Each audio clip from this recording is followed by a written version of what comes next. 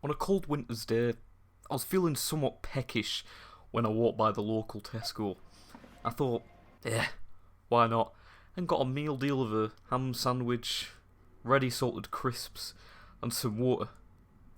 When I sat on the closest bench, suddenly, my life flashed before my eyes as what appeared to be a big seagull swooped in and stole my ham sandwich just as I was about to take a bite. It was a giant seagull, a humongous one, very sizable, substantially hefty, immensely colossal, if you will. And to make matters worse, it disposed of its excrement on me in the process. In a fit of rage, I went home and began doing research on this big seagull in order to bring it to justice for its stupendously appalling behaviour for a seagull. I expect better of seagulls. They should at least keep their distance in the act of disposing of their excrement upon you, not do it right in your face. When I googled big seagull and looked on the news tab, I discovered information about a seagull that was strong enough that it had apparently swooped in and stolen a chihuahua. I thought that this is a crime that could have only ever been committed by a seagull that was truly out for blood, completely devoid of morals, that would devour a defenceless chihuahua in such a manner. This could have only been the big seagull. Eventually, I came across another article that was, for some reason, called Angry Birds, after the famous Finnish mobile game. In Finland, vi homo. The topic of this article was about a huge bird that also snatches chihuahuas from gardens. Now, being the genius I am, it didn't take me long to decipher that huge is a synonym for big, and a seagull is a type of bird. This could only mean that the huge bird is nothing but a pseudonym used to mask the identity of the big seagull. This also informs us of the fact that this big seagull now constitutes as an active serial killer of chihuahuas. Now, in my research, I just so happened to come across an article on if it is legal to attack a seagull. I feel that this is vital information to know for anyone who just so happens to encounter the big seagull, and is to deal with it in an appropriate manner. In reading the article, it revealed that, and I quote, "It's legal to attack grey squirrels by law as long as it is done humanely.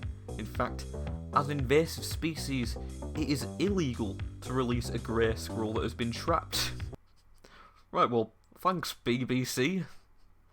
This is why I trust you for me information about North Korea. I realised by this point that I could no longer trust government-funded news sources any further in my research. So my first instinct going forward was to consult the world of music, as I know musical artists always have opinions worth sharing on current affairs, such as in great lyrics like, "We can dance if we want to, we can leave your friends behind, because if your friends don't dance, and if they don't dance, well they're no friends of mine." The first result that came up was for "Seagull Screaming Kiss Her" by the famous band XTC. Now I thought, XTC? Didn't they make Helicopter? Well, these guys must have a lot to say on the topic of particular species and technologies that have the ability to fly within our world. In reading through the lyrics, they revealed to me further truths about the big seagull, in lines such as, "So get a hold of the girl," and "Seagull screaming kiss her," which just so happens to be the title of the song.